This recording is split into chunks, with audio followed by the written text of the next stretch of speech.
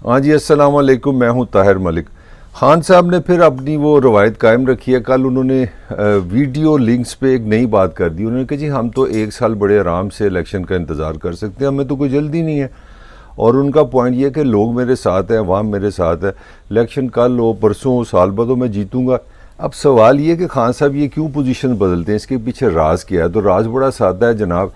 खान कोई आम आदमी नहीं है, पाकिस्तान का वजीर आजम रहा है, 25 साल वो सियासत में रहा है। उसको पता है कि इलेक्शन ही इस वक्त पे हो सकते, जो उसकी डिमांड है। वैसे भी 6 महीने से 7 महीने आप डिमांड ही करते रहे तो 6 महीने बाकी हुकूमत के रह गए, तो बाकी बचेगा की है। तो खान को एक बात की क्लियर समझ है कि मेरा हाल ये इलेक्शन लुक्शन होने नहीं है। और उसकी दो वजह है। और दूसरी एक तो वजह उसको पता है ताकतवर हल्के हैं कि जो पाकिस्तान के जो मेजर फैसले हैं, जिस तरह ये इलेक्शन है, इस तरह के फैसले हुकूमतें ये की शहबाज शरीफ ने करने ने सबको सब पता कि उसकी कितनी पावर है, कितनी की ये 12 जमातें कर सकती हैं, कि इन्होंने क्या इलेक्शन कराने हैं। तो उसके भी फैक्टर हैं, उस पर बात करेंगे कि क्यों इलेक्शन नहीं हो सकते। एक तो ये फैक्टर है, मगर उससे बड़ा जो फैक्टर है ना वो सबसे ख़तरनाक है। वो ये है कि इमरान को ये बात, खान को ये बात समझ आ गई है कि पाकिस्तान के जो माशी हालात हैं उसमें सोए जुतियाँ खान दे और कुछ नहीं है। जो भी 6 से 7 महीने या 1 साल पाकिस्तान को चलाएगा वो माशी एक ऐसा अजाब है, ऐसे मसाइल हैं जिससे आप पॉलिटिकली कभी पॉपुलर हो ही नहीं सकते। और इमरान वो गलती नहीं करना चाह रहा जो शहबाज शरीफ और जरदारी ने की। अच्छी खासी इमरान की जब हुकूमत पे बदनामी आई हुई थी, महंगाई, बेरोज़गारी, वो 1 करोड़ मकान, वो 50 लाख नौकरियाँ शोकरियाँ सब फारग थे, लोग महंगाई से तंग थे, जब इमरान से तंग थे तो उन्होंने इंटरवीन करके जब हुकूमत ले ली। तो अगर आप गौर करें तो 6 महीने से उनकी पॉपुलैरिटी देखें कहाँ से कहाँ गई और इमरान की कहाँ से कहाँ आ गई। आज इमरान बिलाशुबा पाकिस्तान का मोस्ट पॉपुलर बंदा बन गया। उसकी सबसे बड़ी वजह है कि वो हुकूमत से जान छुड़ा ली है। तो ये वो सीक्रेट है। अब थोड़ा सा बात करते हैं कि वो क्यों नहीं, उसको पता है कि इस मुल्क में इलेक्शन नहीं होंगे। तो उसकी वजह सबसे पहले कि उसको एक चीज़ की समझ है कि ताकतवर हल्के उसके साथ नहीं है, सीधी सी बात है। दूसरी बात ये कि सिंध और बलोचिस्तान में जो सैलाब के इफेक्ट हैं वो अभी भी ख़त्म नहीं हुए। आप किस ना 2 सूबों में एक डिस्टर्बेंस हो तो नेशनल आप इलेक्शन पे चले जाएँ, वहाँ नहीं आपने जाना। अच्छा, आगे चलते हैं। सिंध में जरदारी बड़ा आंकड़ा हुआ कि जनाब किसी सूरत मैं क्यों इलेक्शन कराऊँ, मेरा साल पूरा करो। तो ये चीज़ें सारी जो सामने। और इसके अलावा जो एक और बहुत बड़ा फैक्टर है वो ये कि पाकिस्तान की जो ताकतवर हल्के हैं वो हुकूमत से मिलकर चाइना, सऊदी अरब और दूसरे ममालिक के साथ वो एक निगोशिएशंस में है। उनका ख्याल है कि रिकवरी करें, पैसे मिलें, तो उसके लिए उन्होंने इंतज़ार करना है, उसमें वो रजीम चेंज नहीं करना चाह रहे। तो ये सारे फैक्टर हैं।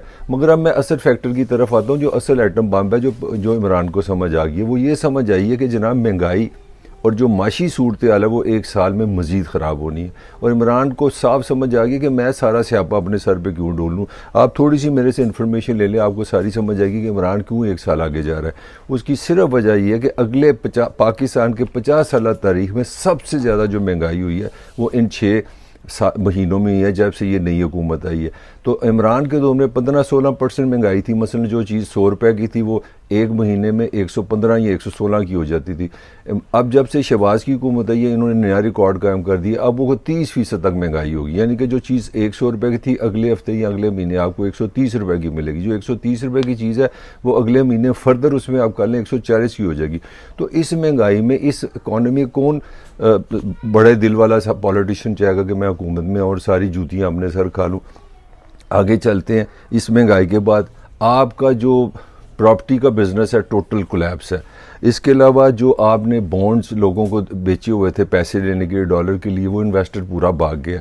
और पाकिस्तान में इन्वेस्टमेंट का कोई रुझान नहीं है। आपकी इतनी दुनिया में नकाती हुई है, सारी तरफ एक डिस्कशन हो रही है कि पाकिस्तान 5 साल में डिफ़ॉल्ट कर जाएगा। उसकी जो 3-4 मोटी मोटी रीज़न है, उसमें एक रीज़न ये है कि ये जो बॉन्ड्स आपने लोगों को, इन्वेस्टर्स को बेचे थे, उसमें आपने दिसंबर में $1 बिलियन आपने वापस करना है। 34 बिलियन डॉलर के करीब आपने अपने कर्जे देने हैं। जो 1 साल आपका जो फाइनेंशियल ईयर है उसमें इतनी बड़ी रकम आपने लोगों के कर्जे देने हैं। अब आप सोच लें $1 बिलियन मैंने आपको वो भी बता दिया। रही की कसर ये ख़त्म हो गई है। जो रिमिटेंस थी जो इमरान के दौर में बड़ी बड़ी थी, उसमें गुड लक भी थी उसकी, या इमरान की पसंदगी, ये भी हो सकता है कि इमरान के लिए ये अच्छा था। अब उसमें तकरीबन $1 बिलियन की कमी हुई है। पाकिस्तानी ने इस बार पाकिस्तान में कम पैसे भेजे हैं इस हुकूमत के दौर में। तो ये जो सारी चीज़ें, और इसके साथ जो बड़ी एक होप आई थी कि जी $13 बिलियन चीन और सऊदी अरब से मिल जाएंगे, हालात सारे ठीक हो जाएंगे, मालो माल हो जाएंगे। जो हमारे गरीबों का काम होता है जी, वो दोस्त मुल्क का हमने एक नाम रखा हुआ है। कौन किसका दोस्त होता है, कौन किसी को पैसे देता है, उसकी एक रीज़न होती है। तो अभी तक कोई पता नहीं, वो तो $13 बिलियन का मिलेंगे। तो इमरान ने ये जो सारी कैलकुलेशन की है, जो उसको समझ आई है, जो क्या किसी ने समझाया कि भाई खुदा दा वास्ता इलेक्शन तो बच, ये एक साल ये जूते जो हैं ये मुस्लिम लीग नून और जरदारी को खाने दो। ना इकॉनमी ठीक होनी है, ना मैशियत ठीक होनी है, ना महंगाई ठीक होनी है, ना बेरोज़गारी ठीक नहीं है। तुमने आके क्या करना है, चुप करके तकरीरें करो, वीडियो लिंक्स करो, एंजॉय करो और इनको खपने दो। इसके साथ ही ताहिर मलिक को इजाज़त दीजिए, इंशाल्लाह फिर आपसे मुलाकात होगी।